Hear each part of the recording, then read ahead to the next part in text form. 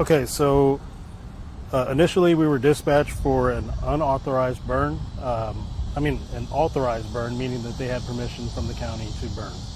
And at some point, the fire had gotten out of control. We were dispatched at 14:53 to respond to this.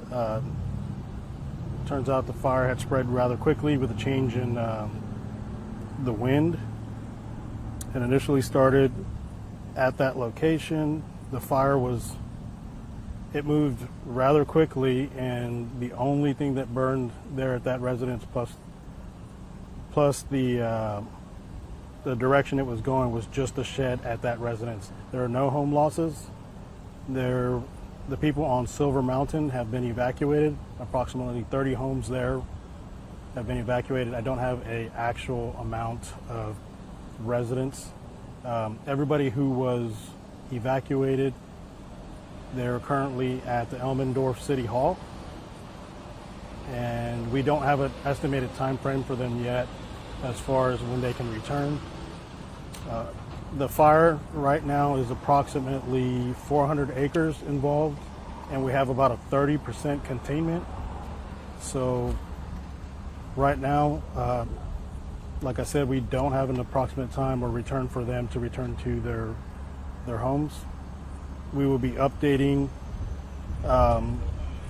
as much as we can, but as far as our firefighters and the departments, we have 10 fire departments out there. We have 33 units right now actively fighting fires.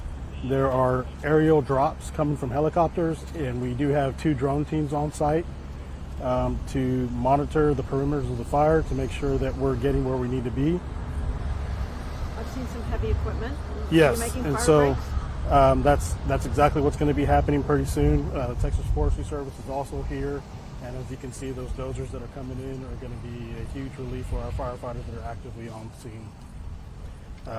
That's all the information I have for you guys as of right now. Are you interested in questions, or are you done?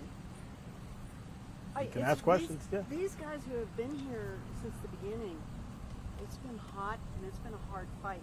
Is there any plan to bring in additional relief for them as the evening wears on?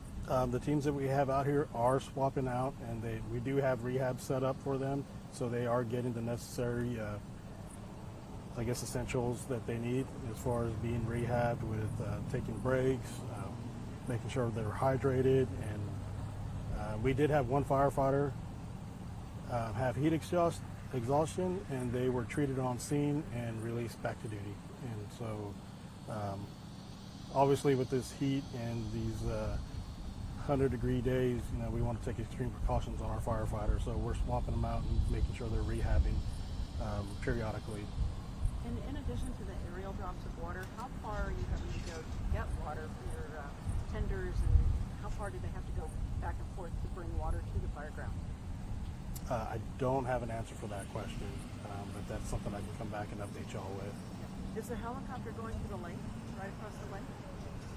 I don't have an answer for that either, but I'd imagine that would be a really good source for them. Okay. No injuries to civilians? No civilian injuries reported. No injuries to any livestock or anything like that. For the people who are waiting here outside the containment zone, do you have any clues or any hope for them? Or there's a gentleman over there who said he would like to know, he lives on Silver Mountain, and he's got a family member who needs medication. So for the folks who are worried about their relatives or their needs or their medicines as the night goes on, do you have any clues about what they should do for relief? As of right now, like we said, they're all people that were displaced from Silver Mountain and evacuated. They're all at the City Hall there in Elmendorf, right? So, yeah. But if they have things at their house that they need, they're just going to have to be patient. Right. So we're working as hard as we can to make sure that we're not going to let the fire spread to any of these homes. That we have teams in place to protect those homes, but more importantly, we're looking to extinguish the fire so that we can get them back to their homes. And I just don't have a time frame yet on that. Sir, can you talk to me a little bit about some of your concerns as we go into the nighttime hours here? It's going to get even more dangerous for the firefighters. Well, the concern is always going to be the the wind shift and what's going on at night. Right, usually it dies down. Right now we're having some kind of windy activity. It's not usual behavior, but we're just going to have to be very diligent in what we're doing tonight. So it doesn't look like there's going to be a whole lot of sleeping or rest going on for any of our firefighters. Yeah, absolutely. So just going back, recapping, approximately 400 acres that have been burned. We have about a 30% containment on the 400 acres. We have 33 units out there, 10 fire departments involved. We have aerial drops coming in with helicopters. We also have 2 drone teams out there, and the Texas Forestry Service just rolled in and with their dozers, and we're looking to start initiating fire breaks and getting better containment.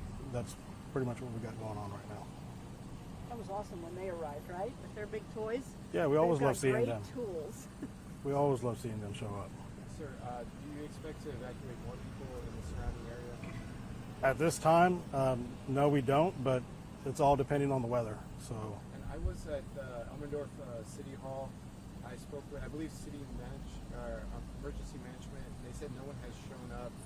Do y'all expect people, as it gets dark, do you expect people to go over there and, I guess, get help from Red Cross if they're not able to get to their property? This is a situation, we're still going over everything. We're still making sure that we're covering everything that we have to do.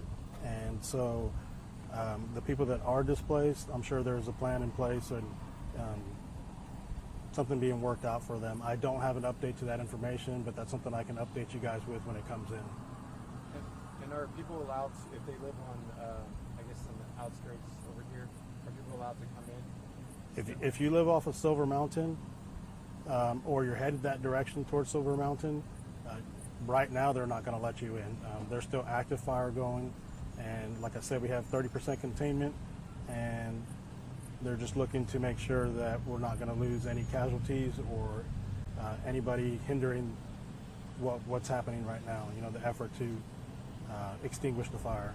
And the fire ground is mainly east of Applewhite Road on Silver Mountain, yes? I don't have an answer for that one. So, So we'll wait here for your next update, if you have one? yeah, You'll we be can back come with us back when you know more? Yep. Awesome. So Keep up the good work. we can look at Godspeed. probably a little Safety to while. all. Thank you.